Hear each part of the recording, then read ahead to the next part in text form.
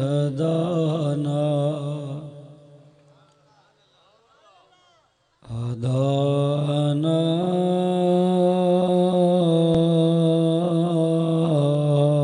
लिहाज़ा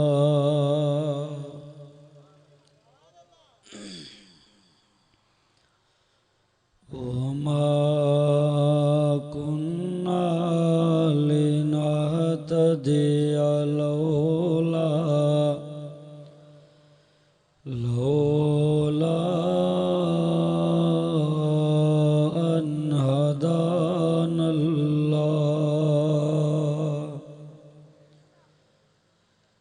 वस्सलातु वस्सलामु अला सय्यिदिन नास वल जान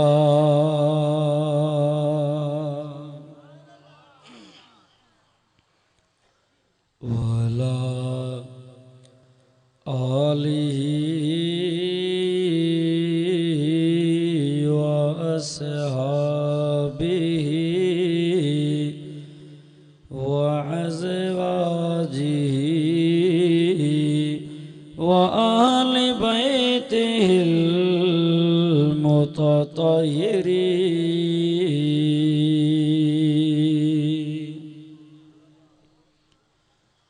अम्मा बअदु फ़अऊज़ु बिल्लाहि मिनश शैतानिर रजीम बिस्मिल्लाहिर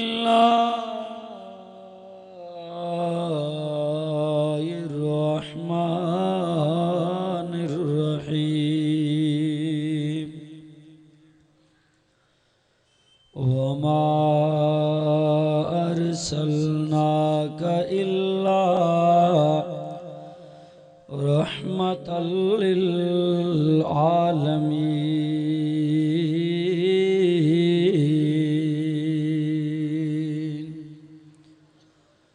क़ाल अल्लाहु तबारक व तआला फ़ी शान हबीबी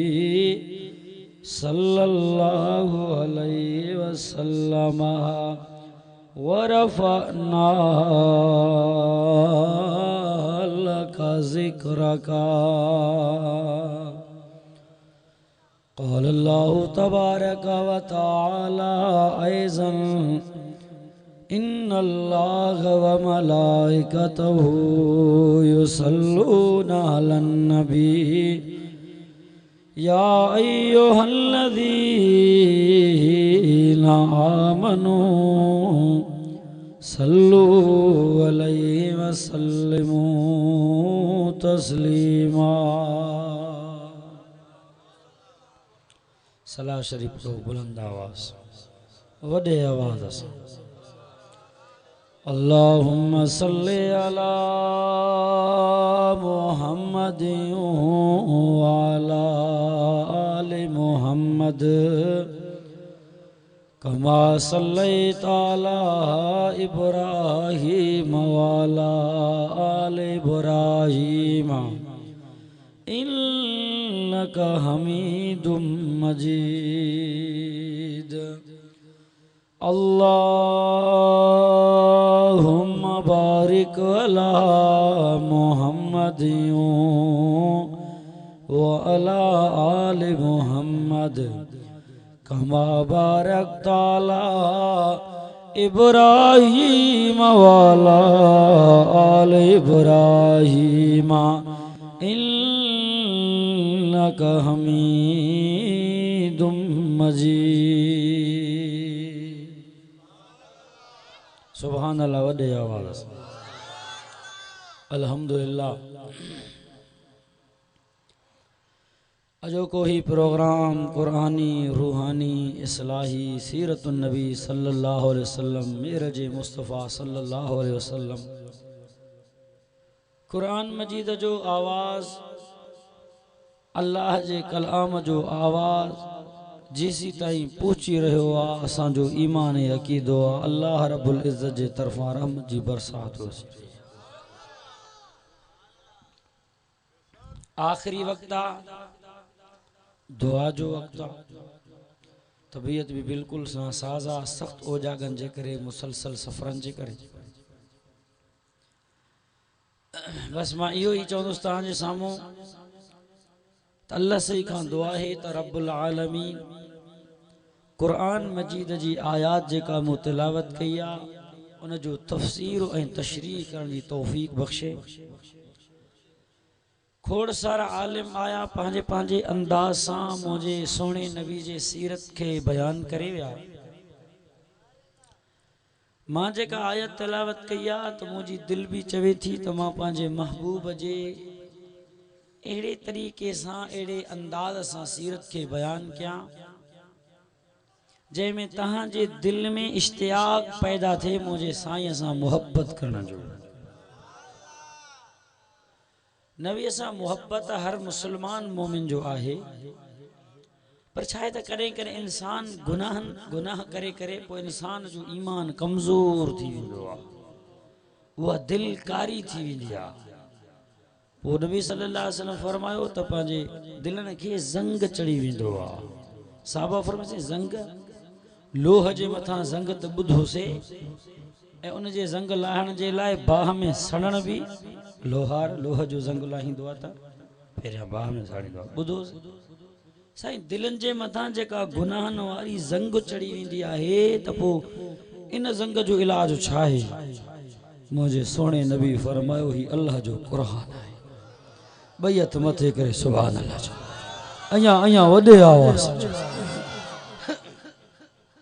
तव्हांजी मोहब्बत ऐं शौक़त जे करे थी सघे थो मन मुंहिंजो गलो बि खुली पए। हा,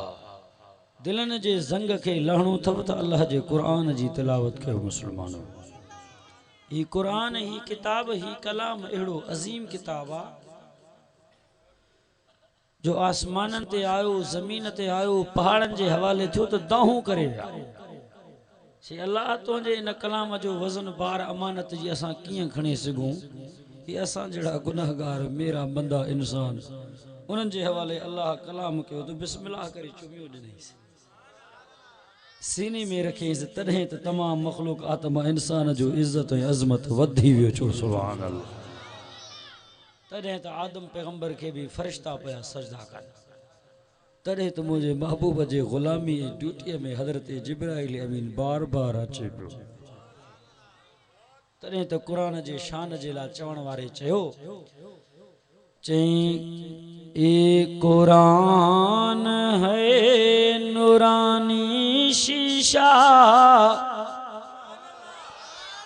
अल्लाह जेको ॾाढा सुभान अल्लाह चवे असां समूरनि सां गॾु हिन रमज़ान जा रोज़ा मके मदीने में नसीब करे। असां सां गॾु अल्हम्दुलिल्लाह सफ़र पने शहर खां आयल हाजी अल्लाह जुड़ियो, हाजी अल्लाह ॾिनो साहब, ॿई दोस्त असांजा पिरी प्यारा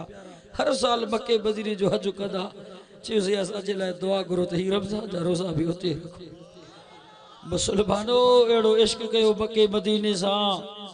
अहिड़ो प्यार कयो मके मदीने जे मिटीअ सां, ख़ुदा जो कसम आहे मिटीअ जो शान पूरे दुनिया खां अलाए। जंहिं रोज़े रसूल खे ॾिठो मुंहिंजे नबी फरमायो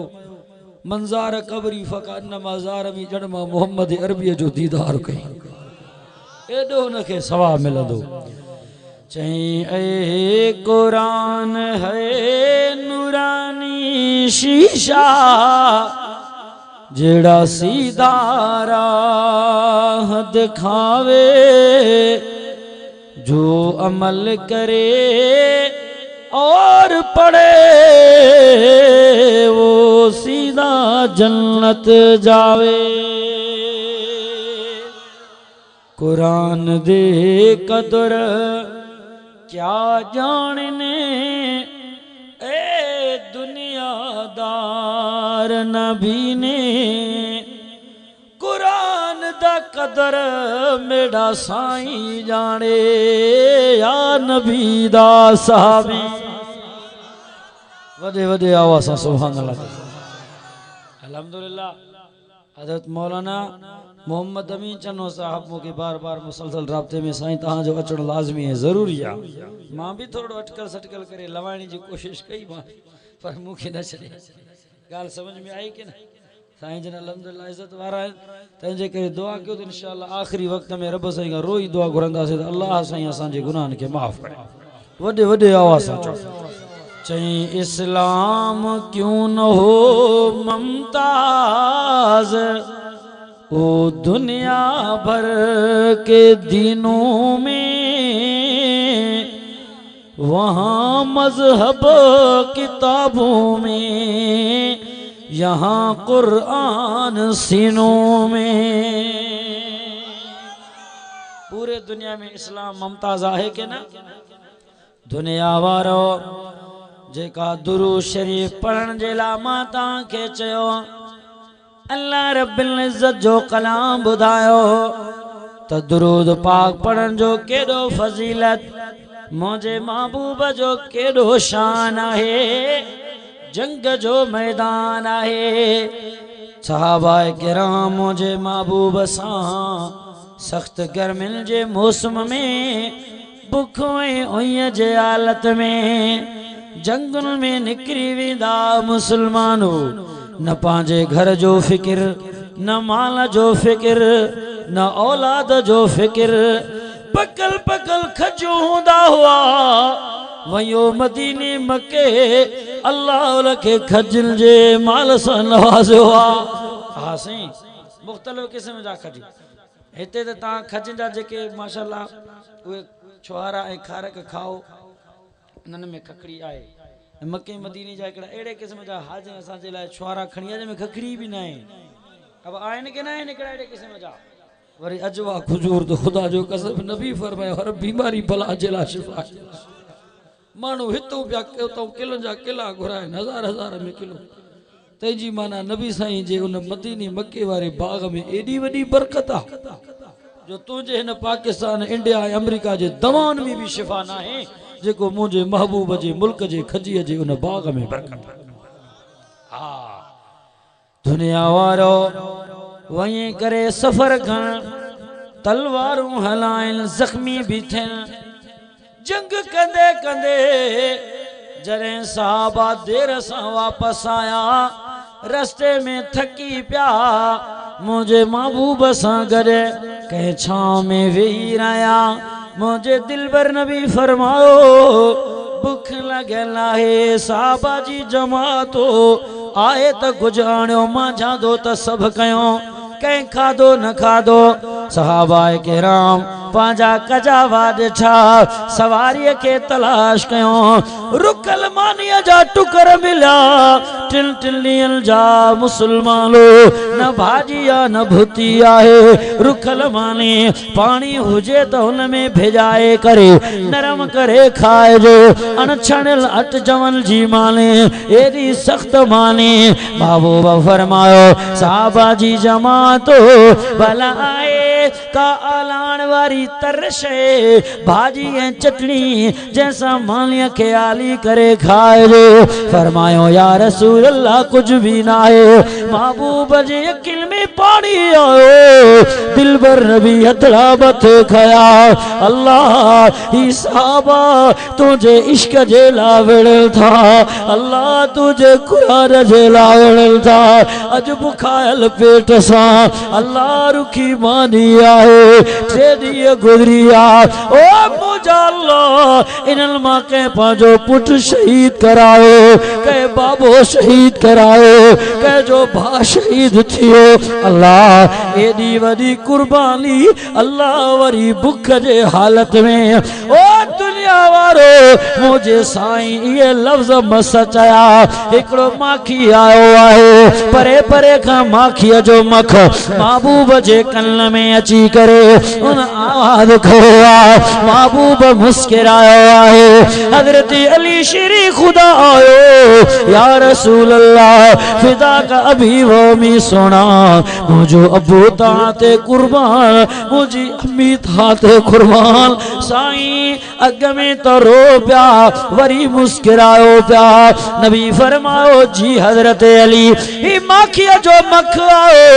मुझे कल में चई वयो आ ओ मुझा सुड़ा मुखे अल्लाह मोकलो आ मुझो दिलबर रवि पहाड़ जे पासे में वेठो आ मुख जे हालत में आ खुशकुरखी मानी उन जे हथ में आ साईं मुझी माखी है मूसा घर को साबी दो माखी लाए करे खणी अचन शाद खणी अचन अल्लाह अकबर ओ माखी जे मक जो सरदार अग अग में आए सोनो अली उन जे खडो आए हलंदे हलंदे जिते माखी जो आखेरो हो उते अची करे हजरत अली साईं पहुतो आ तू जरे माखी लाईंदो आ मक के उडारण जे ला हथन में कलियूं पाईंदो आ पुट पाईंदो आ दूर ॾींदो आ मता डंग हणे नुक़सान कर ओ माखीअ जे सरदार ऐलान को मखो उथो उथो ही नबी जो गुलाम आयो महबूब जो गुलाम आयो पाण माखियूं परे थिया हजरत अली शाद लाए करे मोहम्मद अरबी वटांदो आहे वरी ओ माखियुनि जो सरदार हजरत अली सां गॾु गॾु आयो आहे महबूब जी जो माखी के चखियो फरमाए सुभान अल्लाह वाह मुझा अल्लाह इन माखीअ में मिठास तू कीअं रखो जो त माखी जो मख एकड़े गुलाब जे गुल के मिठे के चूसे कोन माखी ठाईंदो आ मुख्तलिफ वणन जा गुल चूसींदो आ बेर जा गुल चूसींदो आ सिरिया जा गुल चूसींदो आ कि मिठा के खारा के खट्टा अल्लाह तू माखी के मिठो किया कयो आ या खारो होजे या खटो होजे या फिको होजे पर मिठो किया थियो मखिन जे सरदार गालायो आ या रसूल अल्लाह असा मुख्तलिफ गुलन जा रस चूसे जने माखी ठाईंदा वो ठई तैयार थी वेंदो आ हूंदो त फिको आ हूंदो त खटो आ हूंदो त चारो आ पो मां ऐलान कदो आ ओ माखियो जल्दी कयो मोहम्मद अरबी ते दुरूद पढ़ो सुना दुरूद पढ़ी मुकम्मल कंदा आयो तुझे दुरूद जे सदके माखिया में मिठास अची वडे आवाज़ सां नारे जो जवाब दे हथ मथे करे नारे तकबीर शान मोहम्मद मुस्तफा शान सहाबा शान अहले बैत नारे तकबीर मुझे साईं जो शान जो ताला तरे तल्ला फरमायो फरमिल्लल्लाह व मलाइकतहु युसल्लूना अलन नबी या अय्युहल्लज़ीना आमनू सल्लू अलैहि व सल्लिमू तस्लीमा चो सुभान अल्लाह मुझे प्रिय ते दुरूद पढ़ो हजरत आदम अलैहिस्सलातु वस्सलाम ठही करे मिट्टिया मां इंसान थियो अल्लाह रब्बुल इज्जत पांजे आदम पैगंबर के जन्नत में मोकले छड्यो चो सुभान यार सुभान अल्लाह चो अल्लाह मन जे सदके जन्नत असा के भी दे बई बई हथ मथे करे बुलंद आवाज सां चो सुभान अल्लाह अब गाल समझ में आएगी हजरत आदम नबी अलैहिस्सलातु वस्सलाम ने जन्नत में आया अकेलो आ हिया फिरो अकेलो इंसान चो बोर थींदो आ जिन्स सां खुश थींदो अवा केड़ो भी किस्म कयो पखी जो जानवर जो इंसान जो अकेलो ठही न फरमाए अल्लाह जन्नत है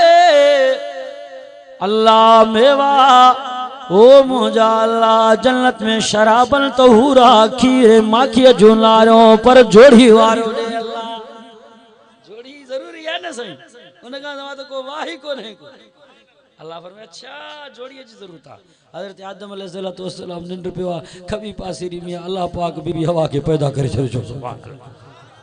अखियों जो खोले सुभान अल्लाह हसीन जमील औरत खूबसूरत औरत जेवरातन मां भरल चितु की राही ची अन लके मां तुझे लाए आया तुझी ज़ाल आया चो सुभान अल्लाह अल्लाह मुके तुझे ला ठायो आदम अलैहिस्सलाम फरमाया बिस्मिल्लाह ची ना ना ना बी अल्लाह फरमाया ना ना ना अल्लाह सही पो मुझे ला ठाई जाल बिया त पो भाकुर जो ना पायास अल्लाह फरमाया महारत अदा करे काबीनु अदा करे असा मौलवी महारा मुकर कंदा से सब घोट जके खाए विंदा हलिया बस एकड़े घोट जो मु निकाह पढ़ाई का वाइस में चीसी कारी मी दींदो सा मां चो भाई यो देण फर्ज आ जरूरी आ न त पो मां चो निकाह न थींदी पोरी थोड़ो सोचे ची भला बकरी दीदो सा मिनट में फिरियो ही मां चो निकाह तो थी विंदो पर मकसद चों जी गाली आ त ज़ाल जो हक आ उनके खाण हराम आ इजाजत दी पाण कोन त पो ठीक आ पेरी कारी मीहं जी दावा पियो करे यार पोरी खाली वरी बकरी ले लिए ते बैठो तंजे करे अल्लाह फरमायो महारो अदा कर हक अदा कर चेवे साईं मिनट कंदुम हे जन्नत में हु जेको आ त शराबन तहूरा जो नारो सून चांदीअ जा कंगण जवाहिरात रब साईं सजी जन्नत न जे लाया फरमायो ना फरमायो अल्लाह पो छा दिया फरमाई मोहम्मद अरबी घोट जे मथा दुरूद पढ़दो हल तुझो मार अदा थी विंदो ज़ाल भी हलाला चो सुभान अल्लाह वडे आसो नारे जो जवाब दे नारे तकबीर शान मोहम्मद मुस्तफा शान सहाबा नारे तकबीर हा वाह मुझा सुना एडो तुझो शानो आ जो जन्नत में आदम नबी दुरूद पियो पढ़े मुसलमानो मौजे नबी जे साहबा दे नजर कयो साहबा भी नबी सा वडो प्यार कयो मुसलमानो पर हजरत आदम अलैहिस्सलातो वस्सलाम पांजे पुआरा ज़ाल सा घर आयो आहे बीवी हवा सा घर आयो आहे अल्लाह फरमायो घुमो खाओ पियो पर हिन वण जे वेझे न वञो आदम पैगंबर खां खता थियो लग़्ज़श थियो उन जो फल खाए करे जो बैठो अल्लाह अरशन मां ऐलान कयो पर मैं कुलना या आदम उसकुल अंत वज़ौजुकल जन्नत वकुला मिनहा रगदा हैसु शि'तुमा वला तक़रबा हाज़िहि शजरता फतकूना मिनज़ ज़ालिमीन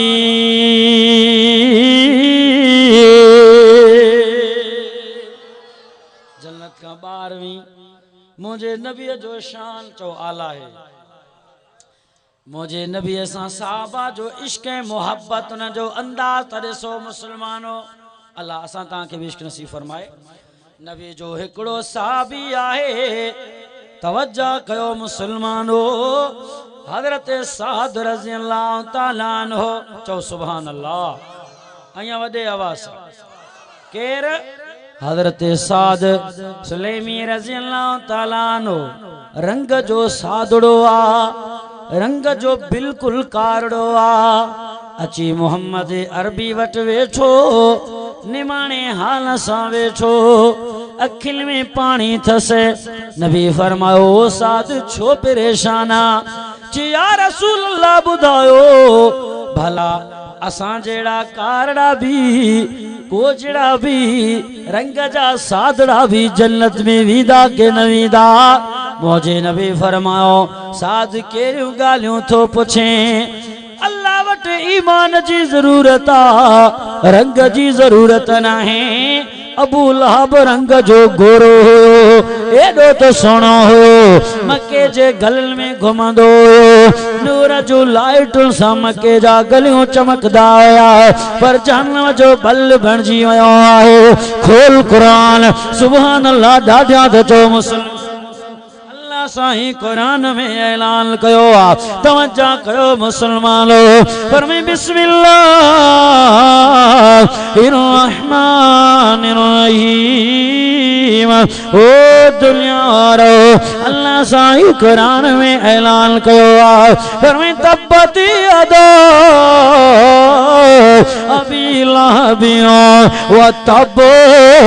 अबू लहब हलाक थी वयो आहे बर्बाद थी वयो आहे नेस नाबूद थी वयो आहे अल्लाह अकबर कबीरा तवज्जो कयो मुसलमानो सुनो तो यो हसीन तो यो ईमान न हुयो हजरत बिलाल रंग जो सादो ओ मुसलमानो ईमान हुयोस नबी सा इश्क हुयोस मेराज जी रात मुझे साईं फरमायो जिब्राइल जन्नत मां जुतल जो आवाज आहे जिब्राइल जन्नत में केर आहे मुझे अल्लाह फरमायो सोना तो खा अग भी जन्नत में कोई नहीं दो अना अव्वल मन युकरउ लहू अबवाबुल जन्नत मां पीरू नबी हुंदुस जंहिंजे ला जन्नत जो दरवाजो खटकायो वेंदो अना अव्वल मन यदखुल बाबुल जन्नत मां पहिरों नबी हुंदुस जेको जन्नत में दाखिल थींदुस अना अव्वल मन शाफिउ व मुशफ़ा मां पीरू नबी हुंदुस महशर जे मैदान में सिफारिश कंदुस अल्लाह मुझे सिफारिश के कबूल कंदो ही केरा जन्नत जे अंदर फरमे सोना कोई ना है वो जिन जे जन्नत जे अंदर जुतिया जो आवाज खटकाट जो आवाज हजरत जिब्राइल फरमायो सोना मां सदके वया तहां जे हजरत बिलाल जे मथा ताजुद जो टाइम आ उठियो आहे पाजे बिसरे वा गरम बिसरे के छे करे सोना मक्के जे गलन में घूमी रहो आ उन जे जुतिया जो खड़काट अल्लाह ता के जन्नत में बुधरायो आ सुभान अल्लाह वदे आवाज तो मुझा दोस्तों अल्लाह रब्बुल इज्जत कारे ऐं गोरे जी परवाह कने अल्लाह के ईमान जी जरूरत आ रब साईं वट मोतबर ईमान आ हजरत सादुरनो जे सोना असा रंग जा सादा साईं सोना तनायो गोरा तनायो छापो जन्नत में विंदासी सोने नबी फरमाया छो ना ईमान हुंदुई तो कोई तो के जन्नत का न रोकींदो वरी रोई पियो नबी से फरमाया हाणे छो तो रोई ची साईं इया तो खुशखबरी मिली वई रंग जे साधन कोजन के भी अल्लाह जन्नत दींदो पर सोना मां त एतरो सादो आया मुके कोई रिश्तो न थो दे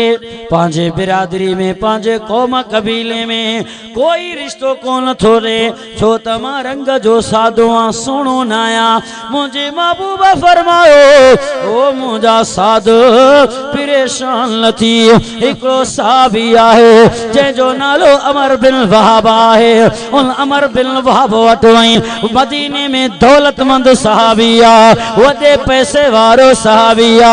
जी न्याणी भी मदीने में सबिन औरतन का हसीनो जमील है उनके मुझा सलाम दे जो मोहम्मद अरबी मोकलो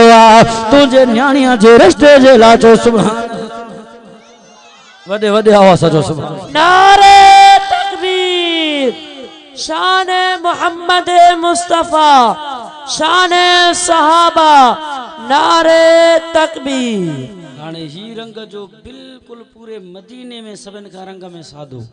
ऐं हू वरी पूरे मदीने में औरतुन का हसीन जमील अल्लाह अकबर मुझे नबी फरमायो मुझे ला चेस तो मोहम्मद अरबी जो पैगाम हजरत साद आयो दरवाजो खटकई हजरत अमर बिन वहाब निकरी आयो मन तक कलबाब केर दर के खटकाइण वारो जवाब आयो मोहम्मद अरबी जो कासिद आयो अल्लाह दरवाजो खोली ॾिठई त हिकिड़ो नौजवान आ रंग जो बिल्कुल सादो आ ची मूंखे मोहम्मद अरबी मोकिलियो हुकुम फरमायो सिर खपे रत खपे माल खपे जेको घुरे मां ॾियाए ची कुछ भी न खपे तुझे घर में तुझी हसीन जमील न्याणी आ मुझे महबूब मुखे मोकिलियो घोट करे रिश्ते जी जरूरत आ चो सुभान अल्लाह हजरत अमर बिन वहाब जा पेर में जेठा जमीन निकली परेशान थी काथे मुझी न्याणी काथे चईस यार मांखे कबूल ना यार छा तो चई तू मजाक त नथो करे तोखे मां न्याणी कीअं ना ही त जोड़ी ठही न इएं चई करे घबराईंदो अंदर आयो दरवाजो बंद की हजरत साद रोई पियो मोटी पियो मोहम्मद जे तरफ ओ मुझा सोना मां त चयो आ मूंखे कोई कबूल न कंदो एतरे कदर रंग जो सादो आ जिया जो हजरत अमर बिन वहाब अंदर आयो न्याणी पूरो गुफ्तगू बुधी वरतो रड़ करे चयो मुझा बा छो इनके मोटाई रंग जो सादो आ किया भी आहे इन घोट के न दिस दिस उनके तो मोकलो कहे चो सुभान अल्लाह मोकलन वारो केरा बाबा मुखे तो कबूला तू छो परेशाना तकदीर तो मुझे आहे मोकलन वारे के दिस बाबा इन घोट के न दिस जाए किए भी हुजे रंग जो बन सादो जो पर मोकलन वारो तो दिल भर नबी आहे मोहम्मद अरबी आहे ओ मुझा बाबा माशर जे मैदान में या दुनिया में औरतों फख्र कंदियों सहेलियों फख्र कंदियों को चवे मुझो रिश्तो मुझे बाबे करायो उस्ताद करायो मुर्शिद करायो पीर करायो वली करायो मां खुश नसीब औरत आया मूसा मुकाबलो केर करे मुझो रिश्तो मुझो लिखा मोहम्मद अरबी करायो चो सुभान अल्लाह कहजेला घोट बाबा चूंडे कहजेला घोट भा चूंडे कहजेला मामा चूंडे उस्ताद पर मुझे लाए तो घोट मुझे मोहम्मद अरबी घर वेठे मोकले छड़ियो बाबा बर्बाद थी वेंदे तख्ता निकरी वेंदई आखिरत तबाह थींदी मोहम्मद अरबी जे कासिद के खाली बोटाई जल्दी करवावा जल्दी को दरवाजो खोले साहबिया जो पीछो कहीं हजरत अमर बिन वहाब रज़ियल्लाहु ताला अन्हु तकड़ तकड़ सांची पहुंचस ची बियो त सयार आयो त मोहम्मद अरबी जे मजलिस में अग में पहुंची वयो सहाबी हजरत साद दाऊ करे नबी जे कदमन ते किरी पियो साईं इनके ता मोकलियो फरमाए जी हां ता मुझो हुक्म न मनियो जैसे फिदा का अबी व उम्मी मुझो माल मुझो जान अबू अम्मा ताजे कदमल ते खैरात सोना मां किया ना कया साईं निकाई तवा पाण पढ़ायो चो सुभान अल्लाह मुझे महबूब वेठे निकाह पढ़ायो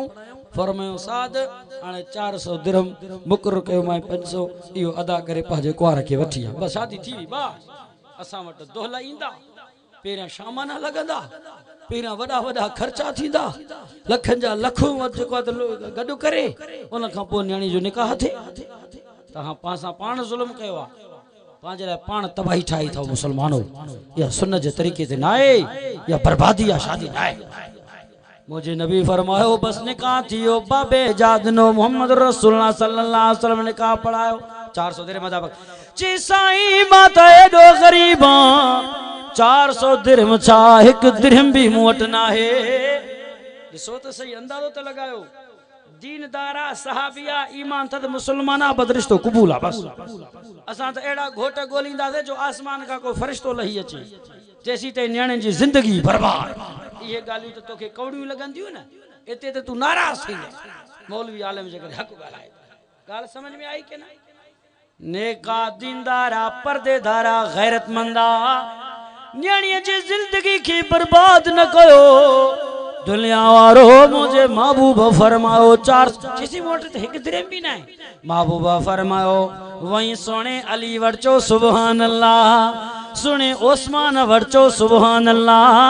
हजरत अब्दुर्रहमान वट वही उन्हनि के मुंहिंजे लाचो तो के दिरहम दींदा 400 खां भी वधी करींदा पोइ पंहिंजे घरवारी जो हक मारा था कंजा वो हजरत साद आयो ओ अली हजरत उस्मान मोहम्मद अरबी मोकिलियो आहे हींअर निकाह थियो आहे क़िस्मत सां थियो आहे कोई ज़ाल न पियो ले कोई रिश्तो न पियो ले क़िस्मत सां थियो आहे यार महिरबानी कयो कुछ पैसा त ॾियो हजरत अली खुश थे उस्मान खुश थे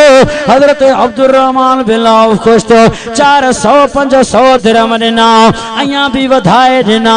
खुश थी करे आयो दिल में सोचियाई पंहिंजे कुंवार खे घर वठी वया त खाइण जे लाइ कुझु न आहे घर में थाव न आहिनि थपा न आहिनि बिस्तरो न आहे खट न आहे हाणे बाज़ार में वया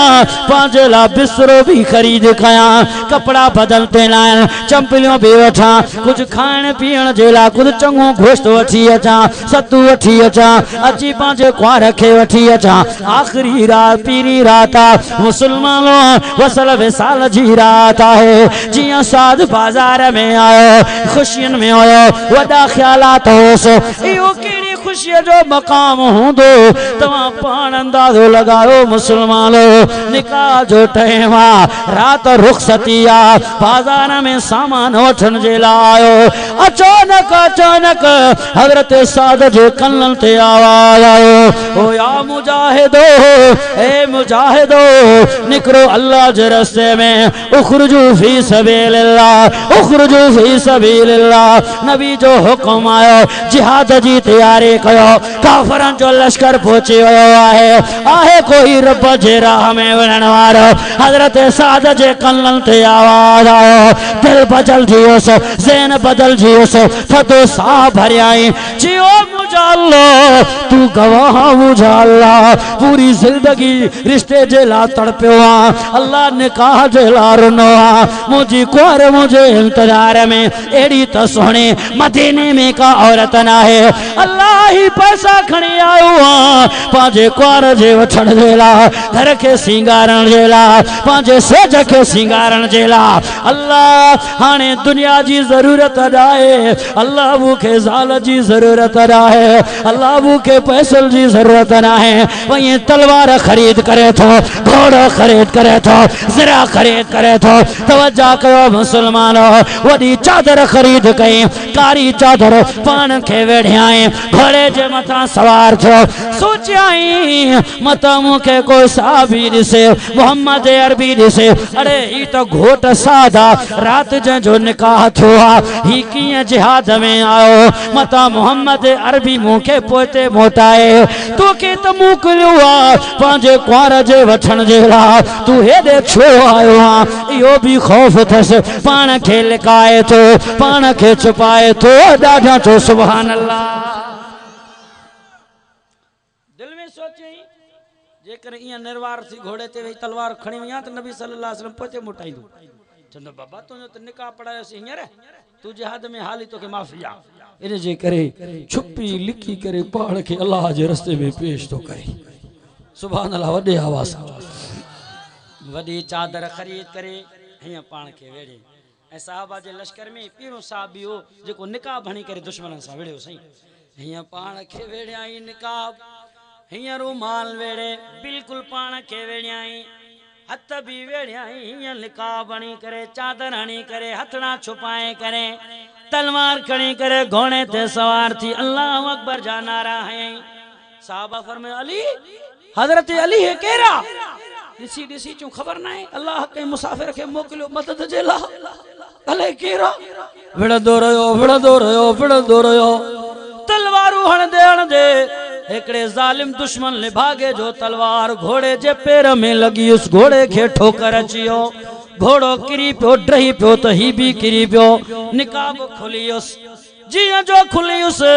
हथड़ा जाहिर थियस मुझे नबी दिठा परे का कारड़ा हथड़ा जाहिर थियस वो रंग जो कारड़ो हो मुझे नबी फरमायो हादा साद अरे दिसो हे तो मुझो सादा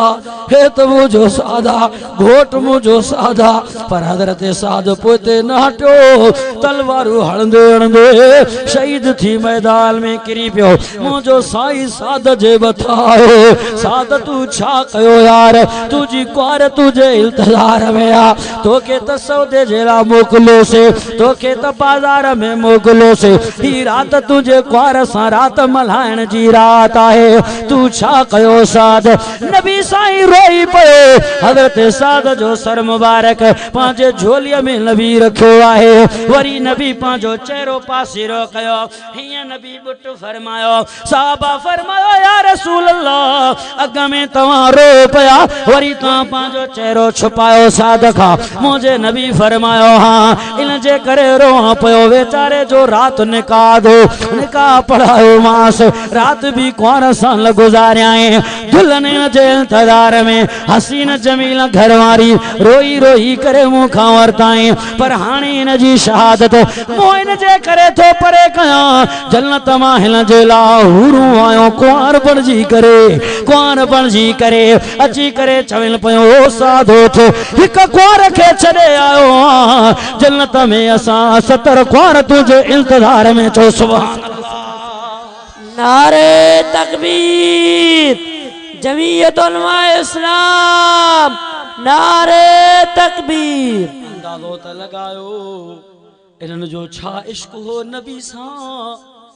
इन्हनि जो छा प्यार हो नबी सां। तो जे घर में एक बकरी है मियाँ चंदे मर्दुस भी न त बकरी केर इनके हवाले करे, मींहुं कंहिंजे हवाले थे। मरा त ही बंगलो केर खणी वेंदो, मरा त ही गाड़ीअ ते पोइ केर चढ़ंदो। दुनिया जे बुख ऐं हिर्स असांखे मौत खां परे करे छॾियो। बस न क़बर याद आहे न हाशर याद आहे। सहाबिया जा अहिड़ा मौक़िया ऐं वरी शहादत। मां त हैरान आहियां। खोल क़ुरान सुभान अल्लाह ॾाढा चओ, वॾे वॾे वॾे वॾे आवाज़ सां चओ। तॾहिं त अल्लाह साईं उन्हनि जो ज़िक्र क़ुरान में कयो आहे। फरमाए बिस्मिल्लाहिर्रहमानिर्रहीम। 26 सिपारा है सूरज नालो सूरतुल फतह है। तॾहिं त अल्लाह नबी जे अहिड़े सहाबा जो ज़िक्र तौरात में कयो आहे, इंजील में कयो आहे। फरमाए मुहम्मदुर रसूलुल्लाह वल्लज़ीना माहू अशिद्दाउ अलल कुफ़ार रुहमाउ बैनहुम तराहुम रुक्अन सुज्जदन यब्तगून फज़लन मिनल्लाहि व रिज़वाना सीमाहुम फी वजूहिहिम मिन असरिस सुजूद ज़ालिका मसलुहुम फित तौरात व मसलुहुम फिल इंजील। चो सुभान अल्लाह। मुझे नबी जे सहाबा जो शान जो आला है, मुझे महबूब जो शान भी बेमिसाल आला है। एडियूं वडियूं कुर्बानियूं नबी जे इश्क मोहब्बत जे ख़ातिर। तॾहिं त जन्नत माणे विया अहिड़ा यार। तॾहिं त पंहिंजी तक़दीर खे तब्दील करे दुनिया जे अंदर ही जन्नत जो सर्टिफिकेट खणी विया हलिया।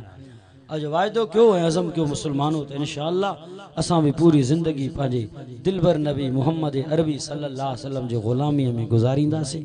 माल पंहिंजो पूरो, औलाद पंहिंजो पूरो, जान पंहिंजो पूरो नबी सल्लल्लाहु अलैहि वसल्लम जे ख़िदमत ऐं ग़ुलामीअ में कुर्बान करे छॾींदासीं इंशाअल्लाह। वायदो कयो त आलिमन नबी जे वारिसनि सां मोहब्बत कंदासीं। नबी फरमायो अल उलमा वरस अल उलमा, ये आलिम जेके मां नबी जा वारिस ऐं आलिमा मोहम्मद जे सीने जा पैदाश मुंहिंजे सीने जा वार आहिनि।